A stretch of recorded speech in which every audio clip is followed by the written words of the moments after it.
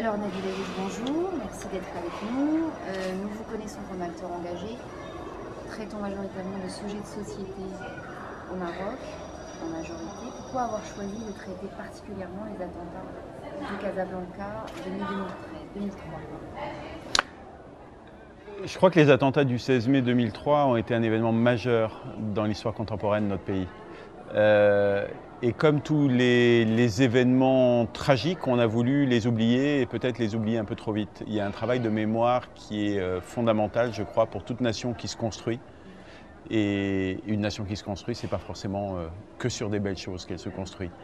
Et j'ai été personnellement doublement choqué par ces attentats. D'abord, par les cibles qui ont été visées, et puis ensuite par le fait que ce soit des gamins de 20 ans, qui sont des gamins comme n'importe quel gamin, sauf qu'ils habitent un bidonville, effectivement, mais qui se situe à peine à quelques kilomètres de chez moi, du centre-ville, dans un quartier que je connais à l'époque, puisque j'avais tourné quelques scènes d'Ali Zawa, des documentaires sur le microcrédit, tout ça à Sidi Moumen. Donc là où on pouvait s'attendre à être attaqué de l'extérieur par des terroristes qui auraient été entraînés dans des camps en Afghanistan ou en Irak ou autre, on se retrouve attaqué de l'intérieur et par des mots. Plutôt que de montrer les attentats ou leurs conséquences, c'est pour ça que vous avez voulu, parce que vous avez été touché par, Oui, par le fait que ça vienne de l'intérieur. oui, des gamins de 20 ans qu'on envoie se faire sauter au milieu d'innocents, pour moi, sont eux aussi les premières victimes de ce qui s'est passé. Maintenant, en effet, les attentats en eux-mêmes ne m'intéressent pas dans le film. Le film, d'ailleurs, se termine avec les attentats. Ce qui m'intéresse, c'est le procès, c'est comment des gamins de 10 ans, au début de l'histoire, se transforment en bombes humaines. Donc le point de vue de l'intérieur du bidonville, leur vie de famille, leur vie de quartier, leurs amours, leurs amitiés, leurs micro-traumatismes, tout ce qui va construire l'adulte qu'ils vont devenir et qui va donc orienter leur petite histoire, leur petit destin personnel, qui vont à un moment rencontrer la grande histoire, oui, c'est ça qui m'intéresse. Absolument. Et c'est là que vous croisez l'histoire de Marie Bibi et son livre, paru en 2010, hein, je crois. Ouais. Si vous pouvez nous en parler. C'est vrai qu'au début, j'avais commencé par un travail sur le terrain, d'enquête, donc dans le milieu associatif, auprès de cette jeunesse de Sidi Moumen. Je travaillais en parallèle avec des sociologues, des anthropologues, des politologues qui sont intéressés à la question de l'islamisme radical.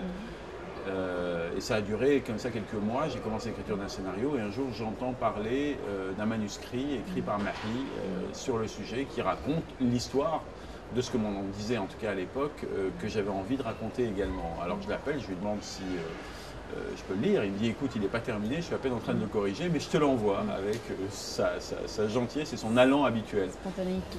Et je le lis et effectivement, Les Étoiles de Sidi Moumen, c'est toute l'aventure humaine et toute la force, surtout des personnages, que j'avais envie de raconter, que je cherchais à construire. Sauf que là, ils étaient là, ils existaient. Donc j'ai arrêté l'écriture du scénario, j'ai demandé évidemment à Mahi s'il était d'accord pour me faire confiance pour que je l'adapte.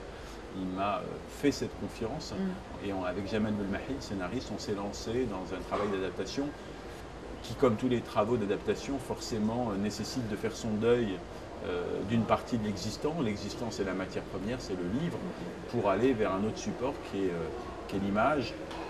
Ce qui nous intéresserait aussi de savoir, c'est pourquoi une fois de plus vous choisissez de tourner en milieu naturel et avec des personnes qui sont issues souvent de ce milieu naturel. J'ai tourné pendant 2 ans, 2 ans et demi dans à peu près tous les bidonvilles autour de Casa et même ailleurs.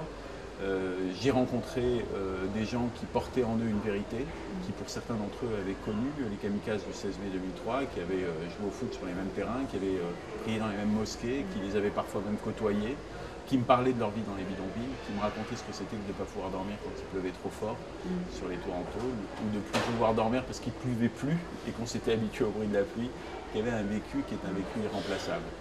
Et j'avais pas évidemment envie après tout ça de leur dire merci beaucoup de m'avoir nourri pendant 2 ans et demi, maintenant je vais ramener des comédiens professionnels pour interpréter vos rôles. Non, j'avais envie que ce soit eux qui soient les propres acteurs de leur vie. La question qu'on peut se poser, c'est l'après aussi. L'après pour ces jeunes qui ont vécu une expérience absolument unique. En contact encore, pas seulement avec les comédiens, mais avec une partie de l'équipe aussi que j'avais prise de Sidi Moumen. Moi j'ai toujours été très clair depuis le début, je ne suis pas leur père, je ne suis pas leur tuteur, Je suis un réalisateur qui vient faire un film et qui leur propose de faire partie de l'aventure. Après, je ne me sens pas de responsabilité au-delà de ça. Et je n'ai pas envie qu'on me la mette non plus sur les épaules. Je sais qu'il y a certains d'entre eux auxquels le film va ouvrir des portes. Et c'est le cas actuellement parce que grâce au salaire qu'ils ont touché, ils font une école d'informatique. Enfin voilà, il y a des perspectives d'avenir qui s'ouvrent. Je sais aussi qu'il va y avoir une surmédiatisation de ces jeunes et je les ai prévenus. Et je les ai prévenus aussi des travers de cette surmédiatisation. Donc je les aurais conseillé de s'en protéger. Et puis je sais que pour certains d'entre eux, il y a un véritable talent d'acteur. Que le film n'a fait que le révéler, mais qu'il était là à la base. Et pour eux, il y a une carrière possible. Et là, si je peux les aider dans l'avenir à aller plus loin dans cette carrière, je suis en train de le faire avec l'un d'entre eux, je le ferai évidemment avec plaisir. Maintenant, mon rêve, c'est qu'ils volent aussi de leurs propres ailes. Bien sûr. 2003-2013, le film sort sur les écrans 10 ans après. 10 ans, le Maroc a changé. Vous avez déjà eu un accueil international très reconnaissant avec les prix que vous avez reçus notamment à Cannes. Est-ce que vous appréhendez l'accueil au Maroc et est-ce que vous savez déjà à quoi vous attendre Non, je n'appréhende pas l'accueil au Maroc. J'espère simplement qu'il y aura un débat qui va s'ouvrir, un débat public, et non plus cette fois-ci sur l'enquête policière, comment ils ont pu procéder, tout ce qu'il y avait eu à l'époque des attentats, mais un débat véritablement sur ces gamins de ces quartiers qui sont ni heureux ni malheureux, mais qui sont abandonnés, en tout cas qui se sentent abandonnés, et par abandon et par désespoir, on arrive à commettre un acte aussi abominable. Si on ne veut pas que ça se reproduise, et ça s'est reproduit depuis 2003, il ne faut pas l'oublier, à l'Argana dans des conditions un peu différentes, mais 2 fois en 2007 également, mais si on ne veut pas que ça se reproduise, et si on veut véritablement poser les jalons de l'avenir de la société dans laquelle on vit, dans laquelle nos enfants vont évoluer, je pense qu'il est important, voire fondamental à un moment ou à un autre, de se poser les bonnes questions. Une question qui nous préoccupe nous aussi, la FNAC, qui a ouvert ici en 2011. Votre action culturelle autour du piratage, contre le piratage, c'est une cause commune, parce que de fait, et par nos actions, on combat le piratage. Est-ce que vous pourriez nous dire si combattre le piratage, c'est aussi faire reconnaître la vraie valeur des œuvres culturelles en général pour vous? Combattre le piratage, aujourd'hui, c'est dire les biens culturels ont une valeur. Comme les voitures ont une valeur, comme les vêtements qui sont fabriqués ont une valeur, les biens culturels, même s'ils sont pour certains d'entre eux immatériels, et ils le sont de plus en plus, puisque les supports sont dématérialisés, la musique, les films circulent sur Internet, ils sont copiés de CD en DVD, malgré tout, ils ont une valeur intrinsèque. Cette valeur, c'est le travail des gens qui les portent, qui les ont bâtis, qui les ont construits. C'est des artistes, c'est des chanteurs, c'est des musiciens, c'est des réalisateurs qui travaillent pour certains des années et des années de leur vie pour cette petite galette qu'on copie allègrement et qui se vend au coin des rues pour quelques dirhams. Alors oui, la galette, elle ne vaut pas grand-chose, mais ce qu'il y a à l'intérieur, ça vaut.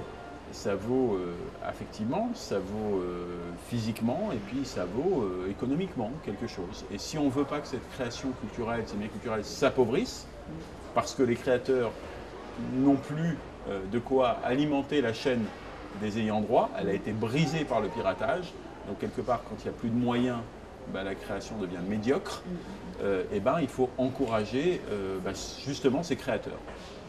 Merci beaucoup.